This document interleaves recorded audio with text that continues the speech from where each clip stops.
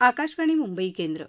नेताजी सुभाषचंद्र बोस यांच्या जन्मशताब्दीच्या निमित्ताने नेताजींच्या चरित्राचे लेखक डॉक्टर य.दी. फडके यांची लता राजे यांनी घेतलेली मुलाखत सादर करीत आहोत. या मुलाखतीचं प्रथम प्रसारण 22 जानेवारी 1997 रोजी करण्यात आलं होतं. ऐकूया तर डॉक्टर य.दी. फडके यांची मुलाखत. नेताजी सुभाषचंद्र बोस हे भारताच्या इतिहासातलं एक विलक्षण रोमहर्षक पर्व आहे. या पर्वाची मराठीत सर्वाधिक संशोधनात्मक सखोल ओळख करून देणारे डॉक्टर य.दी. फडके हे आज आपल्याला सुभाषचंद्र बोस जयंतीनिमित्त, शताब्दीनिमित्त अधिकाधिक जवळून माहिती देणार आहेत. डॉक्टरांना माझा पहिला प्रश्न असा आहे की सुभाषचंद्र बोस हे चरित्रनायक म्हणून निवडावे, ही प्रेरणा त्यांना कशी झाली? एकतर असं आहे की मी 1947ला जेव्हा देश स्वतंत्र झाला तेव्हा मी महाविद्यालयात पाऊल टाकले. बरं. आणि माझ्या शाळकरी वयामध्ये वडीलधारी माणसं हे रात्री चोरून बर्लिनचा किंवा सिंगापूरचा रेडिओ ऐकत असत आणि तोच काहीतरी आपण पराक्रम करतो अशी भावना असायची. नेताजी सुभाषचंद्र बोस यांच्याप्रमाणेच तेव्हा अच्युतराव पटवर्धन, अरुणा असफ अली वगैरे हे भूमिगत कार्य करत होते. त्यामुळे त्यांच्या धाडसाच्या, वेषांतराच्या कथा ऐकलेल्या. मी सुभाषचंद्र बोस यांना कधीच पाहिलेलं नाही. पण आपण 21 ऑक्टोबर 1943 रोजी जे सिंगापूरवरून आवाहन केलं होतं ते ऐकलं होतं? ते ऐकलेलं आहे. माझे वडील हे थोडेसे स्वातंत्र्य चळवळीशी संबंध असल्यामुळे त्यांच्या तोंडून ते ऐकलं की महात्मा गांधींना राष्ट्रपिता हे प्रथमतः नेताजी सुभाषचंद्र बोस यांनी म्हटलं. पण आज त्याच्यावरनं वाद घातला जातो की महात्मा गांधी राष्ट्रपिता आहेत की नाही. हे ज्यांना मानायचं नसेल ते मानत नाहीत. पण नेताजींचं मोठेपण यामध्ये होतं की त्यांचे साधनाविषयी कितीही तीव्र मतभेद असले तरी गांधीजींनी त्यांना नेहमी मुलासारखं मानलेलं आहे. पण तरीही आपण म्हणतो ना, त्रिपुरी काँग्रेसमध्ये गांधीजींनी झुकतं माप नेहरूंच्या बाजूला दिलं. त्रिपुरी काँग्रेसमध्ये जे झालं त्यामध्ये मुख्यतः प्रश्न असा होता की युद्धकाळाचा फायदा घेऊन जर्मनी, जपानसारख्या शत्रू राष्ट्रांशी, ब्रिटनच्या संधान बांधून काही प्रयत्न करायचे की नाही. गांधीजींच्या निरपवाद अहिंसेच्या तत्त्वज्ञानात ते बसण्यासारखं नव्हते. पण शत्रूचा शत्रू तो आपला मित्र, हे जे आयरिश देशभक्तांचं सूत्र तेच नेताजी सुभाषचंद्र बोस असोत किंवा आधी लोकमान्य टिळक असोत, त्यांचंही सूत्र होतं. भारतीय स्वातंत्र्य लढ्यामध्ये या दोन विचारधारा आपल्याला स्पष्ट दिसतात. पण स्वातंत्र्य हे मुख्य आणि हिंसेनं जर ते अशक्य असेल तर अहिंसा, आणि अहिंसा ही जर उपयोगी पडली नाही आणि हिंसा करणं शक्य झालं तर स्वातंत्र्य त्या मार्गाने देखील मिळवणं, असं मानणारे बरेच पुढारी होते. गांधीनं मात्र ही भूमिका मान्य नव्हती. काँग्रेसच्या नेत्यांनी गांधीजींच्या भूमिकेचा स्वीकार केला, तो सोय म्हणून केला. असं गांधी मात्र अहिंसेचा पुरस्कार तत्व म्हणून करत होते. आणि म्हणूनही भारत स्वतंत्र झाल्यानंतर गांधीजींनी त्या काळची ज्या जातीय दंगली अहिंसक मार्गाने सोडवण्याचा प्रयत्न केला. पण नेहरू पटेल या त्यांच्या शिष्यांनी हातात सैन्य असल्यानंतर काश्मीरचा प्रश्न सोडवला, तो सैन्य पाठवूनच सोडवलेला आहे. या दोघांच्या तात्विक भूमिकेमध्ये फरक आहे, हा आपण बरेच जण ओळखत नाही.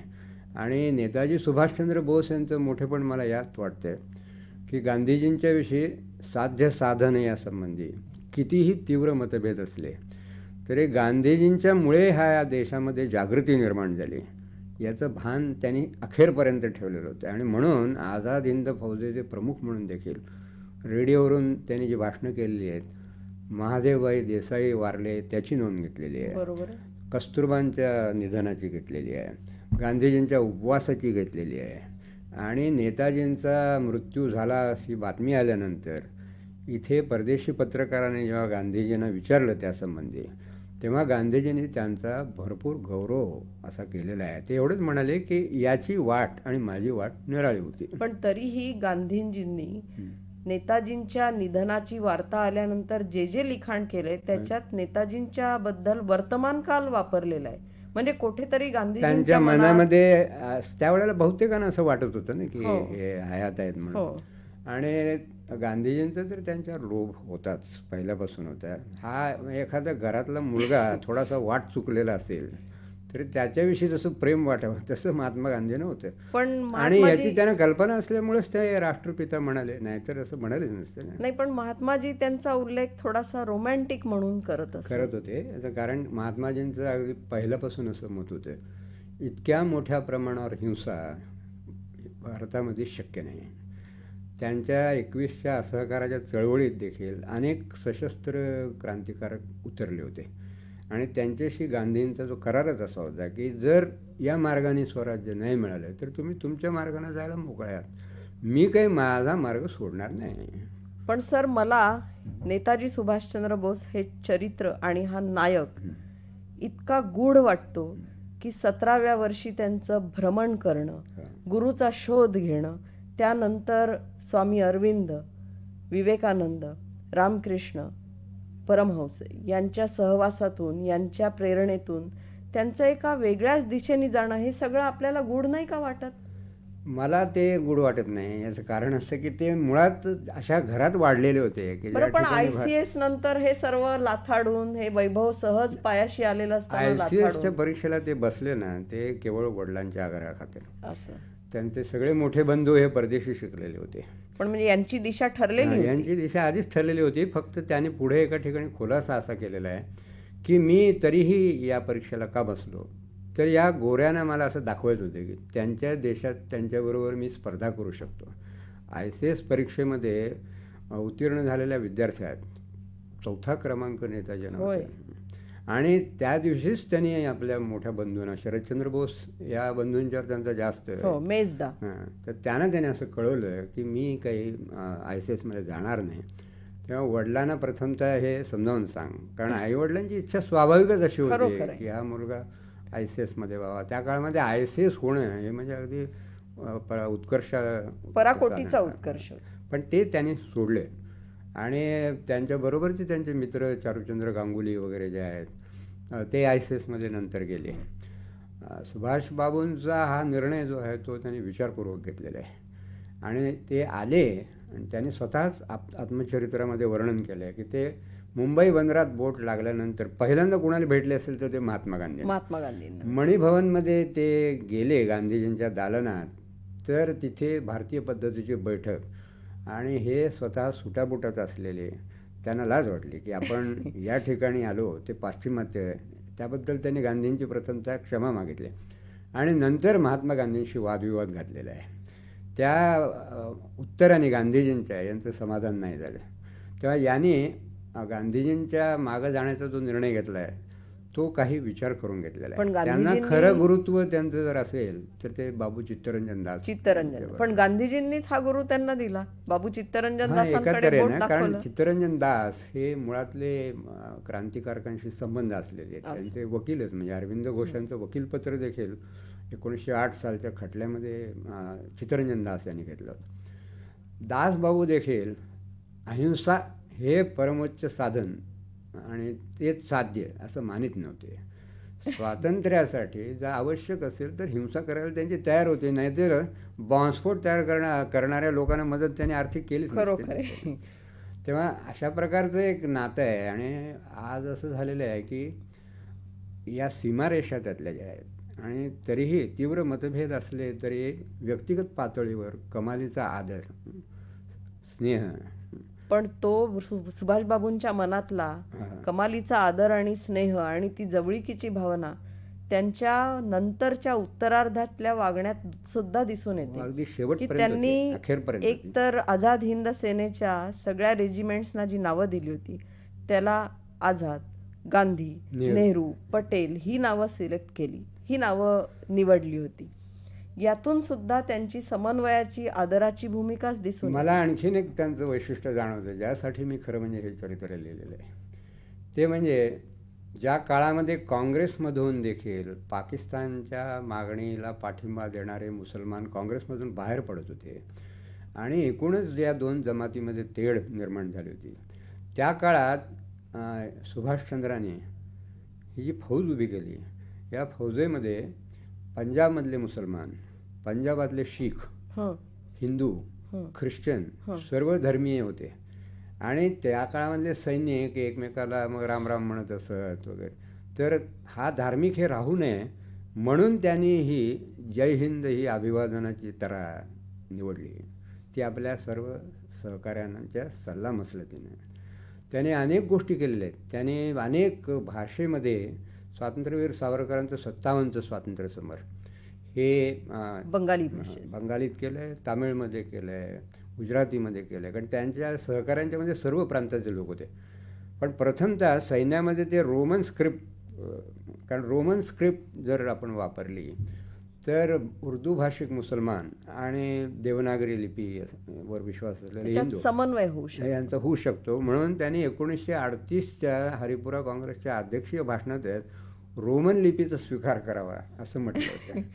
याची कल्पनेची चेष्टाही त्या काळामध्ये अनेक पुढाऱ्यांनी केलेली आहे. पण त्यांच्या डोळ्यासमोर होता तो फौजेतला सैनिक की ज्याला हे रोमन लिपीमध्ये जर छापलं तर ते सर्व भाषिकांना समजेल असं.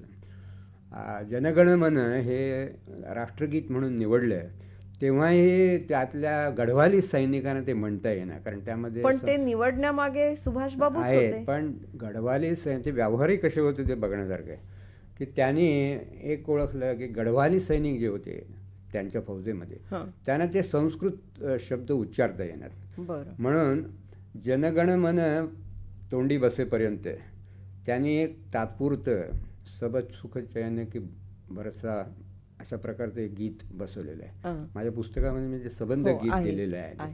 यासाठी की त्याने असा विचार केला की सर्व भाषिकांना काही संस्कृत शब्द येत नाहीत, तर बरोबर. ते त्यांच्या तोंडी बसेपर्यंत एक तात्पुरतं गीत म्हणून त्याने वापरलं. यामध्ये व्यवहारीपणा जो आहे त्यांचा तोही दिसतो. अखेर सैन्यातले लोक त्यांच्यावर विशेषतः पराभव झाल्यानंतर देखील निष्ठा ठेवत होते. त्याचं नाही तर तुम्हाला उलगडा होणं शक्य नाही. 4 डिव्हिजन्सपैकी 3 डिव्हिजन्सचे सेनापती मुसलमान होते. होय. शेवटच्या विमान प्रवासात एकालाच जास्त जागा आहे म्हटल्यानंतर त्याने हबीबुर रहमानची निवड केली. ते त्यांचे सर्वात निष्ठावान. आणि जर्मनीहून जपानला पाणबुडी येताना फक्त एकच सहकारी घेतला होता आणि तोही आबिद हुसेन सफरानी नावाचा होता. पण धर्मनिरपेक्ष भारताच्या उभारणीला त्यांचा इतका पाठिंबा आणि त्याच्यावर एवढा कटाक्ष होता. ते पहिल्यापासून आहे त्यांचं ते स्वप्नच होतं. ते त्यांना सर्वाधिक धर्मनिरपेक्षता मोठी देणगी देणारा सुद्धा मुस्लिम होता. मुस्लिम होता. 1 कोटी रुपये त्या हबीब नावाच्या धनाढ्य माणसाने दिले आणि अंगावरच्या वस्त्रखेरीज त्याच्याजवळ काही नाही असं त्यांच्या सभेतच जाहीर केले. सर्व मालमत्ता त्याने अर्पण केली. इतकी निष्ठा ज्या जमातींच्या देशनिष्ठेविषयी संशय घेण्याची पद्धत पुढे 50 वर्षामध्ये झाली, त्या जमातीची निष्ठा मिळवणं केवढं कठीण हा असेल. केवढा मोठा हे. आणि सुभाषचंद्रांचं स्मरण करायचं ते यासाठी की त्यांचे सेनाधिकारी ख्रिश्चन होते, मुसलमान होते, हिंदू होते, होय. सर्व जाती धर्माचे होते, सर्व भाषा बोलणारे होते आणि तरीही त्यांच्याशी त्यांचा संवाद. सर, आपल्याला असं नाही वाटत की स्त्री पुरुष समानता सुद्धा त्यांनी अपेक्षिली आणि त्याप्रमाणे वर्तनात ते आणली? पहिले सेनापती असे की ज्यांनी स्त्रियांचं पथक उभं केलं. कॅप्टन राणी झाशी रेजिमेंट. राणी झाशी रेजिमेंट. आणि त्या राणी झाशी रेजिमेंटमधल्या ज्या परिचारिका होत्या त्यातल्या एका परिचारिकेचं उदाहरण मी माझ्या पुस्तकात दिलेलं आहे. बेला दत्त नावाची एक 16 वर्षाची मुलगी, त्या सर्व धर्माच्या सैनिकाने घायाळ अवस्थेमध्ये तिने कशी आपली शुश्रूषा केली. तर त्याने असं म्हटलेलं आहे, नेताजींना सांगितलं की या मुलीनं अशी शुश्रूषा केली जे घरची माणसं देखील आमची करू शकणार नाही. पण त्याचा पुढचा भाग फार अधिकच हृदयस्पर्शी आहे की ह्या सर्व स्त्रियांना आपण सैन्यात कधी ऍक्टिव्ह पार्ट घेतो याच्यावर जास्त भर होता. त्यामुळे त्यांनी स्वतःच्या रक्तानं सहीनिशी एक पत्र सुभाषबाबूंना पाठवलं की आम्ही काय फक्त परिचारिकाच राहायचं काय, आमच्या हाती शस्त्र देऊन आमची लढवयाची कुवत पाहणार नाही तुम्ही, नाही का? हा, ते दिलंय. आणि दुसरं त्यांनी केलं म्हणजे प्रथमतः माघार घेत असताना ते या स्त्रियांच्या पथकाबरोबर गेले, कारण त्यांचं संरक्षण करणं याला अग्रक्रम दिला त्यांनी. तर त्याचं वर्णन त्यांचे एक सहकारी त्यांच्या मुलीने एका पुस्तकामध्ये केलेलं आहे. ती होती ख्रिश्चन, परंतु तिने जे वर्णन केलं आहे की माघार घेत असताना देखील त्यांना काळजी सारखी अशी की या स्त्रिया कशा सुरक्षित राहतील. बरोबर. दुसऱ्या एका बाईने, त्याचं नाव त्या पुस्तकावर नाही आहे, पण त्यांनी एक डायरी लिहिलेली आहे.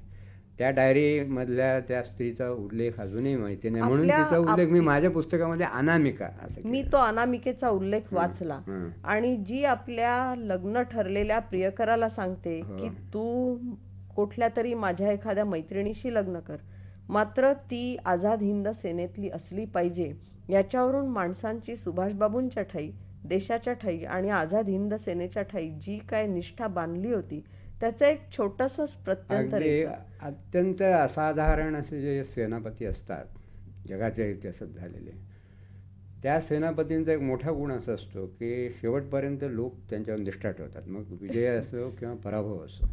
इथे पराभव झालेला असताना देखील त्या सैनिकांची निष्ठा विचलित झाली नाही. नाही, यामध्ये सुभाषचंद्र बोस यांची थोरवी जी आहे ती आपल्याला इथे लक्षात येते. त्यांची निष्ठा विचलित झाली नाही. त्यांच्यावर लाल किल्ला अभियोग चालला, त्यांना आरोपी केलं, तरी सुद्धा त्यांची निष्ठा विचलित झाली नाही. याच्यावरून सुभाषबाबूंनी जी घट्ट सेना बांधली होती. पण असं अस्थायी सरकार स्थापन करणं ही आपल्याकडची ही पहिलीच एकमेवच उदाहरण नाही, आधी झालं होतं, ताशकंदमध्ये झालं होतं पहिल्या महायुद्धाच्या काळात. राजा महेंद्र प्रताप वगैरे, मानवेंद्रनाथ रॉय अशा सर्व 21 एक क्रांतिकारकांनी, पण ते फार थोडे दिवस होते. पण इथे संबंध सैन्य घेऊन भारताच्या सरहद्दीपर्यंत येऊन सरहद्द ओलांडणं आणि बॉम्बफेक. दुसऱ्या बाजूला असं होतं की त्यांनी जेव्हा ते जमिनी हद्दीत शिरले त्यावेळेला ते धूळ या सगळ्या आझाद हिंद फौजेच्या सैनिकांनी आपल्या देशाची धूळ म्हणून कपाळाला लावली. हा जो प्रसंग आहे किंवा बहादूर शाह जफरच्या कबरी शेजारी रंगूनमध्ये नेताजींनी जे भाषण केलेलं आहे ते भाषण आजही वाचण्यासारखं आहे की तो बहादूर शाह जफर 57चा पराभूत झाल्यानंतर ब्रह्मदेशात कैदेत गेला, तर त्याच्या कबरीपाशी भाषण करून 57 पासून ते 44-45 पर्यंत संबंध स्वातंत्र्य लढ्याचा इतिहास हा त्याने त्या भाषणामध्ये थोडक्यात आपल्याला सांगितलेला दिसतो. इतिहासाचं कमालीचं भान नेताजी सुभाषचंद्रांना होतं. कवी मनाचे असून, लेखक असून आणि भ्रमंती करत, पर्यटन करत, गुरुच्या शोधात एक काळ फिरलेले असून सुद्धा देशाचा आणि मी असं म्हटलेलं आहे की हा मला प्रथमतः परिकथेतला राजकुमार वाटत होता. होय, आपण म्हटले, पण अत्यंत काव्यात्मक वृत्ती, तसे हळवे मनानं आणि तरीही कर्तव्य कठोर अशा प्रकारची वृत्ती, आणि वृत्ती एकूणच संन्यस्त अशी. पण त्यांना संन्यस्त वृत्तीनं जा असं सांगणारे योगी अरविंद भेटले होते. योगी अरविंद त्याआधी स्वामी विवेकानंदांचं वाङ्मय आहे, त्याने अगदी आधाशासारखं आपण कसं वाचलंय, आत्मचरित्रात वर्णन केलंय. आणि 6 अध्याय सगळे सशस्त्र लढ्यात असताना हे विवेकानंदांच्या प्रमाणे लोकात देव असतो म्हणून लोकसेवा करत असत कसं, त्याचं वर्णन त्यांनी स्वतःच आत्मचरित्रात केलं. ते फार पाहण्यासारखं आहे. मला अनेक बाबतीत नेताजी हे संस्थापक वाटतात.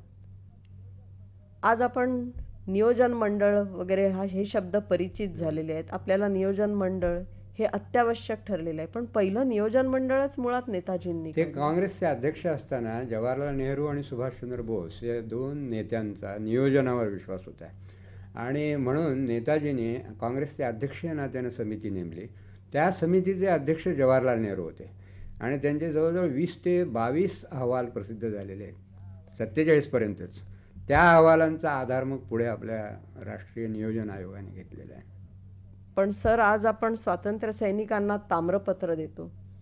वस्तुतः कलकत्त्याचं महापौरपद मिळाल्यानंतर नेताजींनी पहिली कृती कुठली केली असेल तर क्रांतिकारकांना सन्मान दिला आणि त्यांना मानपत्र दिलं आणि ब्रिटिशांना देण्यात येणारी मानपत्र थांबवली. आणखी एक क्रांतिकारक कृती मला त्यांची वाटते, म्हणजे प्राथमिक शिक्षण अनिवार्य आणि मोफत केलं. म्हणजे हा कुठला द्रष्टा माणूस असं नाही वाटत? मला तरी तो वाटतो, त्याचं कारण सर्व जाती धर्म आणि भाषा यांचे भेद ओलांडून ज्याला निखळ बावनकशी राष्ट्रवाद म्हणतात, तो राष्ट्रवाद या माणसाने प्रत्यक्षात उतरवण्याचा प्रयत्न केलेला आहे आणि ज्याची खरी आज गरज आहे. आपण इतके विभागले गेलेले लोक आहोत की संबंध देशाचा विचार आपण करूच शकत नाही. त्यामुळे नेताजींची जन्मशताब्दी साजरी करायची ती त्यासाठी करायची. खरं म्हणजे त्या जन्मशताब्दीच्या मागे ही त्यांची भावना रुजू व्हायला हवी होती. वस्तुतः मला असं वाटतं की त्यांचं एक प्रिय गीत होतं, ते आता 23 जानेवारीपासून त्यांच्या शताब्दीच्या दिवशी आपल्या भारतीय सेनेचं गीत म्हणून स्वीकृत झालेलं आहे, कदम कदम बढाए. आपल्याला ती त्यांचीच जीवनाची एक अशी सार असलेली पंक्ती नाही का अगदी वाटत? खरं आहे. त्यामुळेच ते चलो दिल्ली किंवा लाल किल्ल्यावर झेंडा या ज्या त्यांच्या घोषणा होत्या, त्या घोषणा कदम कदम बढायच्या त्या पुढची पावलं आहेत. ती कुठे जायचं हे त्याने म्हणजे नक्की केलेलं होतं. ये जिंदगी है कौम की, तू कौम पे लुटाय जा. लुटायच्या. मला वाटतं नेताजी असेच स्वतःचं सर्वस्व त्यांनी आपल्या राष्ट्रासाठी अर्पण केलं. खरंय. आता माझा एक अखेरचा प्रश्न आपल्याला आहे की कोलाज पद्धतीचं एक चरित्रलेखन आपण मराठीत नव्यानं प्रायोगिक तत्वावर केलं. तो प्रयोग अत्यंत यशस्वी झाला. नेताजी आणि कोलाज पद्धतीचं चरित्र ही सांगड आपण का आणि कशी घातली? एकतर त्याचं अगदी कारण असं आहे की त्यांच्याबद्दलची साधनं ही इतकी विखुरलेली आहेत आणि यामधले संवाद जे आहेत त्यांना देखील त्यांच्या पत्रांचा आधार आहे, त्यांच्या मित्रांनी लिहिलेल्या पुस्तकांचा आधार आहे. मग यात काल्पनिक भाग नाहीच आहे. जरी तो वाचताना वाटला काल्पनिक, तरी ते मुळातले संवाद देखील यावरच आधारलेले आहेत. हा त्याचं एक कारण असं होतं की म्हणून कोलाज म्हणजे मग पत्र, त्यानंतर अहवाल, तुरुंगातलं काही, असं सगळं एकत्र केलेलं आहे आणि त्यातून ती प्रतिमा उभी केलेली आहे. पण आपण अतिशय कुशलतेनं आणि कल्पकतेनं सुभाषचंद्र आणि नेताजी अशी पूर्वार्ध आणि उत्तरार्ध ही विभागणी केली आहे. मला तर असं वाटतं की हे आपलं दुर्दैव की आपल्याला फार काळ हा नेता लाभला नाही. हे आपल्या देशाचं आणि आपल्या भारतवासियांचं दुर्दैव की धर्मनिरपेक्षता स्वतःच्या तत्वांशी सांगड घालून पूर्णपणे अंगी बाणवणारा, तिला आत्मसात करणारा आणि त्यातनं खूप काही साध्य करू शकण्याची किमया असलेला, कुवत असलेला हा नायक आपण अकाली गमावला. सुभाषचंद्रांना नेताजी ही पदवी जनतेनं जर्मनीत दिलेली होती, पण सुभाषचंद्रांना देशनायक अशी पदवी देऊन रवींद्रनाथांनी त्यात म्हटलं होतं आपल्या एका भाषणात, पूर्वेकडील देशातील कवींनी जनतेच्या वतीनं राष्ट्रवीरांना नेहमीच अभिवादन केलंय. बंगाली कवी म्हणून देशनायक सुभाष, मी तुमचा बंगालच्या जनतेचा सन्माननीय नेता म्हणून गौरव करीत आहे. आपण ऐकत होतात नेताजी सुभाषचंद्र बोस यांच्या जन्मशताब्दीच्या निमित्ताने नेताजींच्या चरित्राचे लेखक डॉक्टर यदी फडके यांची लता राजे यांनी घेतलेली मुलाखत. या मुलाखतीचं प्रथम प्रसारण 22 जानेवारी 1997 रोजी करण्यात आलं होतं. ही आकाशवाणीच्या मुंबई केंद्राची निर्मिती होती.